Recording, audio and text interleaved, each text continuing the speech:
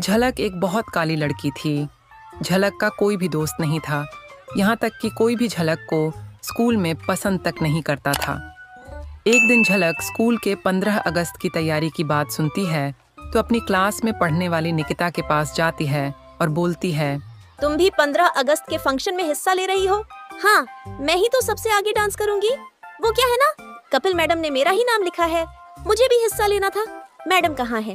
मैं भी मैडम से बात करूंगी। तुम हिस्सा लेगी? अरे खुद को देखा है क्या तुमने? तुम कितनी काली हो, बिल्कुल कोयला लगती हो। अरे अगर तुम्हें फंक्शन में पार्ट करने के लिए ले लिया तो तुम्हें कोई देख भी नहीं पाएगा, तुम इतनी काली हो। तुम मेरा मजाक क्यों बना रही हो मैडम? बोलती है ना, किसी का मजाक बनाना अच्छी बात नहीं होती है। हाँ मैडम, बोलती तो है, लेकिन तुम काली हो, ये बात तो सच है ना। और तभी तो मैडम ने तुम्हारा नाम नहीं लिखा फंक्शन में हिस्सा लेने के लिए। कोई बात नहीं, मैडम ने नाम नहीं लिखा, लेकिन मैं अपने काले रंग से बहुत खुश हूँ। आई बात समझ में? तुम अपनी बातों से अपना रंग तो वैसे भी नहीं बदल पाओगी ना, तो तुम्हें खुश ही रहना पड़ेगा। अच्छा, अब मैं चलती हूँ। वो क्या है ना, मुझे डांस की तैयारी भी करनी है। निकिता इतना बोलकर वहाँ से चली जाती है। निकिता की बातों का झलक को काफी बुरा लगता है, लेकिन वो उसे आगे कुछ नहीं बोलती और स्कूल के एक कोनी में बैठकर रोने लग जाती है। तभी उसके पास उसकी कपिल मैडम आती है और बोलती है, अरे झलक, तुम यहाँ अकेले क्यों बैठी हो और रो क्यों रही हो? कुछ नहीं मैडम। मैं तुम्हारी मैडम हूँ, तुम मुझे तो झूठ बोलो दोगी, लेकिन ये जो तुम्हारे आंसू हैं वो तो झूठ नहीं बोल पाएंगे ना। चलो अब बताओ, क्या हुआ? तुम क्यों रो रही हो? मैडम, मैं क्या बहुत ज्यादा काली हूँ? पता है, स्कूल में हर कोई मेरा मजाक बनाता है, कोई मेरा दोस्त नहीं बनना चाहता। मैं क्या अपनी मर्जी से काली हूँ? नहीं बेटा, तुम तो बहुत खूबसूरत हो। तुम्हें पता है, जो कोई तुम्हारी कमी निकाल रहा है ना, वह बस इसलिए कि वह अपनी कमी को छुपा सके। नहीं मैडम, मुझ में कमी है, तभी तो हर कोई मुझ में पर हंसता है ना। कोई बात नहीं मैडम, मुझे अपनी कमी का तो पता ही है। कपिल झलक को बहुत समझती है, लेकिन झलक लोगों के ताने और खुद का बार बार मजाक बनता हुआ देखकर बहुत उदास हो जाती है और वहाँ से चली जाती है और खुद से कहती है, मैं खुद को काली समझने लगी हूँ, तभी मुझे बाकी सब काला बोलते हैं। लेकिन इस बार 15 अगस्त पर मैं ऐसी प्रस्तुति दिखाऊंगी कि सब हैरान हो जाएंगे। झलक घर जाती है और खुद से ही 15 अगस्त की तैयारी करने लगती है।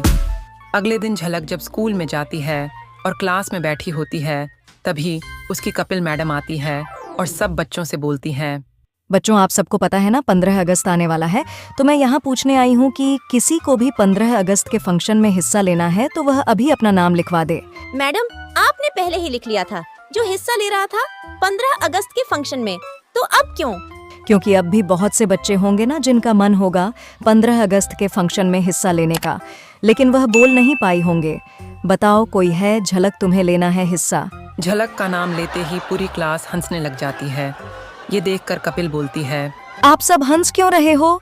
मैंने क्या कोई जोक मारा है या यहाँ पर कुछ अलग हो रहा है जो सब हंसने लगे हो? बताओ निकिता, तुम क्यों इतना ज्यादा हंस रही हो? मैडम, आप ही तो बोल रही हो ना कि झलक हिस्सा ले लगी। झलक इतनी काली है, ये 15 अगस्त के फंक्शन में कुछ बनेगी तो कैसी लगेगी? ठीक वैसी ही लगेगी जैसे बाकी सब बच्चे लगेंगे, और मुझे नहीं लगता कि इसमें कोई भी हंसने वाली बात है।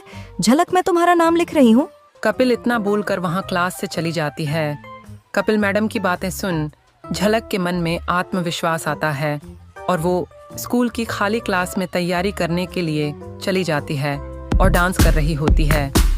तभी वहाँ निकिता अपने बाकी दोस्तों के साथ आती है और झलक को डांस करते हुए देखकर बोलती है, तुम्हें अभी तक समझ नहीं आया क्या? तुम 15 अगस्त के फंक्शन में डांस करना तो दूर खड़ी भी नहीं हो सकती हो। ये सब तुम्हारे बस की बात नहीं है। आई बात समझ में? तुमने कपिल मैडम की बात नहीं सुनी थी क्या? मैडम ने कहा था ना कि मैं कुछ भी कर सकती हूँ। अरे वो तो मैडम ने तुम पर तरस खा के बोल दिया था। तुमने क्या मैडम की बात को सच मान लिया?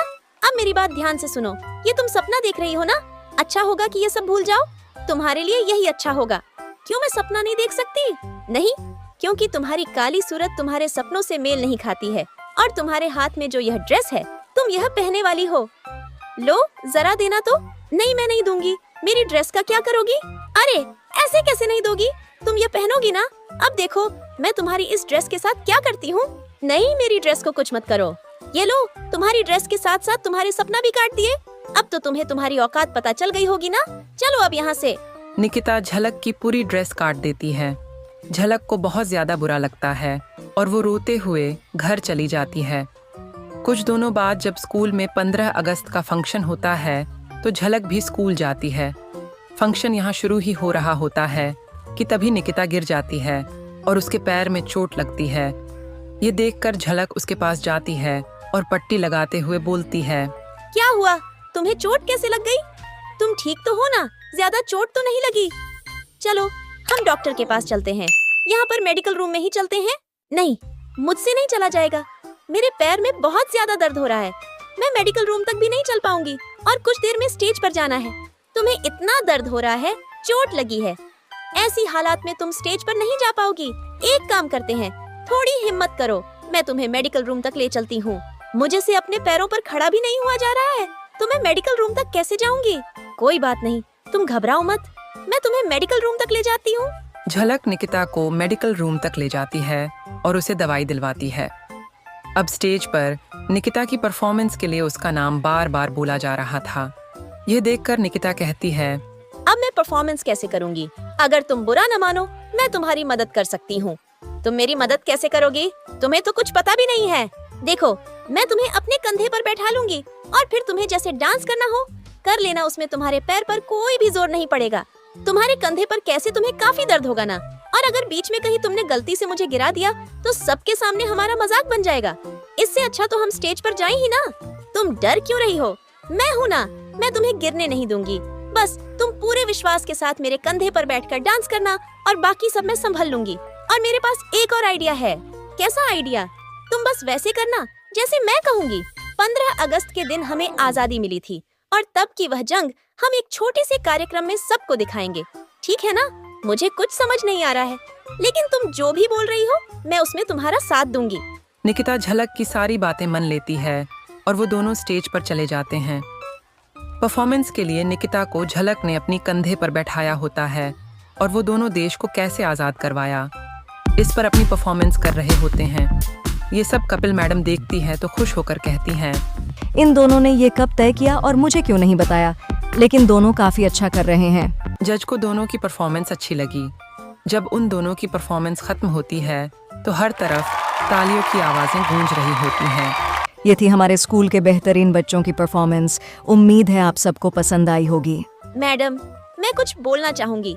आज जो हमने परफॉर्मेंस की है, ये हमने तो बस नाम का है। सारी मेहनत झलक की है, जिसे मैं काली होने की वजह से बहुत कुछ ताने देती रहती थी। लेकिन आज जब मुझे पैरों में चोट लगी तो इसने मेरी मदद ही नहीं बल्कि यहाँ आकर मुझे अपनी परफॉर्मेंस का भाग भी बनाया है। और मैं यही कहना चाहूंगी कि मैंने आज तक झलक के काले रंग का बहुत मजाक उड़ाया है। मैंने झलक के साथ बहुत ज्यादा गलत किया था और मैं सबके सामने अपनी गलती स्वीकार कर रही हूँ।